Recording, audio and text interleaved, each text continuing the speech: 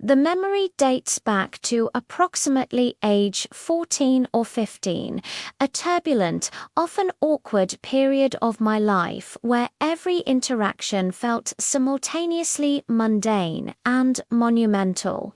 Yet, amidst the daily grind of adolescence, I experienced an interaction with my father that still amuses me today. It stands out primarily because it represents one of those wonderfully uncommon instances where I managed to outwit my father without deliberate cleverness, at least not overtly using only the sheer, delightful illogic of his own signature joke against him. Hook. Picture this. You're sharing a story. The climax is imminent. Your audience is rapt. And then they literally walk out mid-sentence, closing the door behind them, all while insisting they are paying close attention. But sound like a nightmare. For me, it was just dad being dad.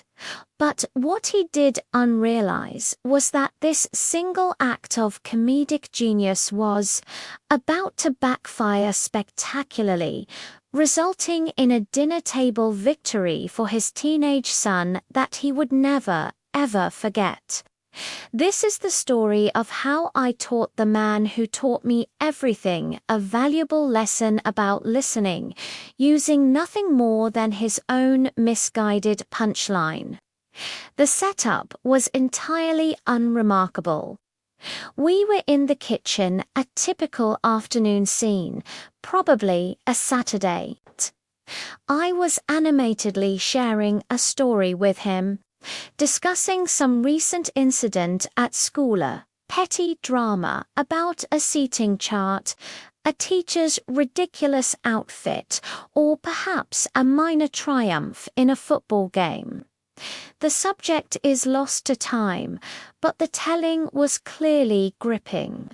It was the kind of typical, enthusiastic adolescent conversation where I needed validation, attention, and perhaps a touch of sympathy.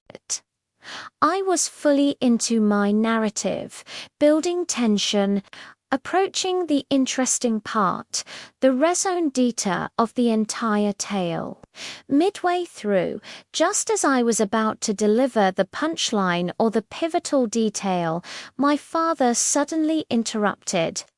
His expression shifted, becoming intensely, theatrically serious.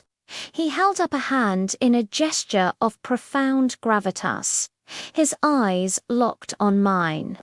"Hold on," he declared in a low, resonant voice, leaning in slightly. Father serious mode activated. "Continue speaking. I'm paying close attention," and then wordlessly, without breaking eye contact or cracking a smile, he stood, pivoted sharply, exited through the doorway, and closed it firmly behind him.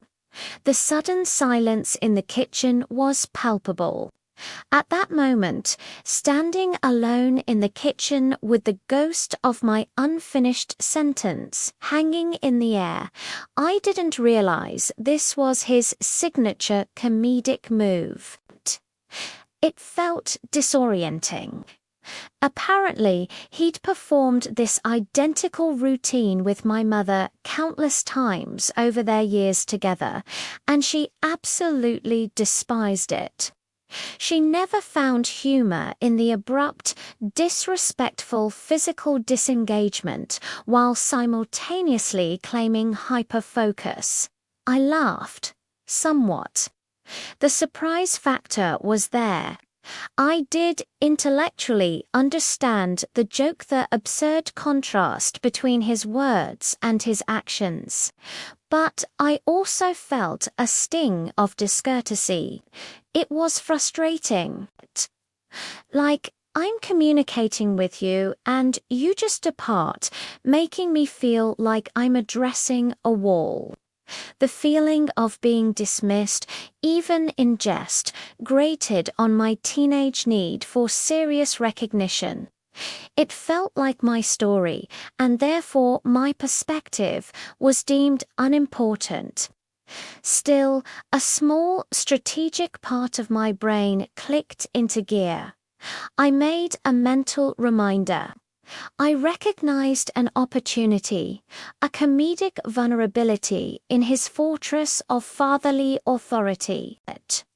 I resolved that a chance to teach my father a gentle lesson about the necessity of actual listening and about how the consequences of his own humor would eventually present itself.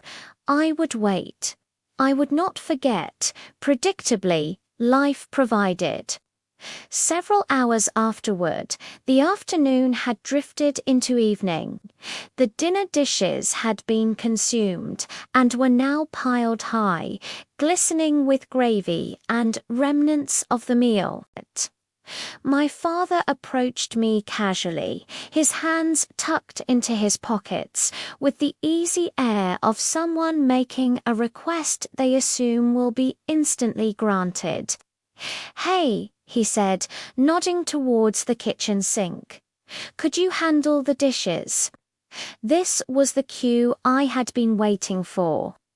This is where my small, perfect act of deliberate compliance emerged. I maintained the same air of innocent seriousness he had adopted earlier in the day. I looked him directly in the eyes, my own expression completely neutral, and stated clearly and calmly, "Father, I'm sorry, but you understand I cannot." His brow furrowed instantly. He was genuinely confused, his routine request derailed by an inexplicable refusal. "What's your meaning?" he asked, a touch of parental irritation creeping into his voice. "Why can't you handle the dishes? Are you busy?" At this, I allowed myself a small, innocent smile, one that didn't quite reach my eyes. I simply stated, "I informed you previously." He blinked confusedly, searching his memory. "No, you didn't. When did you tell me you couldn't do the dishes? We just finished eating." "Yes, I did," I maintained, attempting to keep composure and the pure, sweet joy of victory contained. "You're aware of this, Father. Remember a few hours ago when I was speaking with you and you departed the room, telling me to continue?" His face remained blank for a moment, but then the gears began to turn. You could observe his mental processing, the exact moment the connection was made, the realization of my strategy dawning upon him like a slow, painful sunrise. He connected my earlier unfinished tale to my current baffling refusal. He then said slowly, the irritation momentarily eclipsed by a spark of grudging admiration, "Ah, correct, you were in the middle of a story." "Exactly," I confirmed. "And I told you then why I couldn't do the dishes." He paused, contemplating the inherent flaw in his earlier performance. "Well, he conceded testing the waters. Could you refresh my memory then? I must have missed the details since I wasn't actually present." And here I delivered the ultimate, satisfying blow, the comedic mirror of his own earlier discourtesy. My voice was polite, firm, and entirely devoid of malice. "Absolutely not, Father. I refuse to repeat myself. I already provided you with a clear and logical explanation a few hours ago. You told me you were paying close attention, so there's no reason for me to restate the facts. That would be a waste of my time. He regarded me briefly, his expression a perfect blend of entertained shock and mild irritation.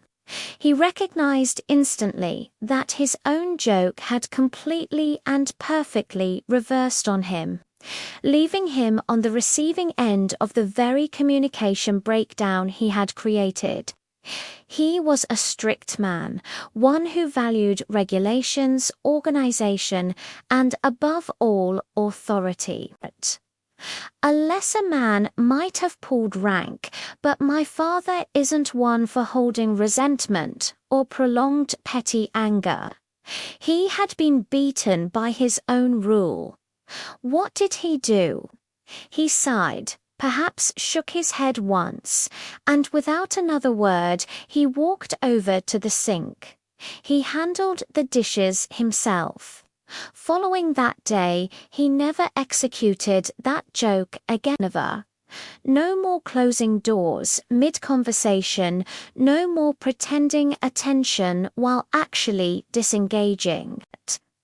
I had used his own comedic weapon to teach him the simple, powerful truth. If you pretend to listen, you might miss something important. In this case, he missed the one thing he actually needed to hear. The reason why his teenage son could unwash the dishes. Honestly, it remains among my most cherished childhood recollections. It wasn't about the chore, it was about the small, sweet taste of victory and the quiet, mutual understanding we reached. It was the day I taught my father about listening, and the day he gracefully, silently, conceded defeat to the perfect logic of a teenager's revenge.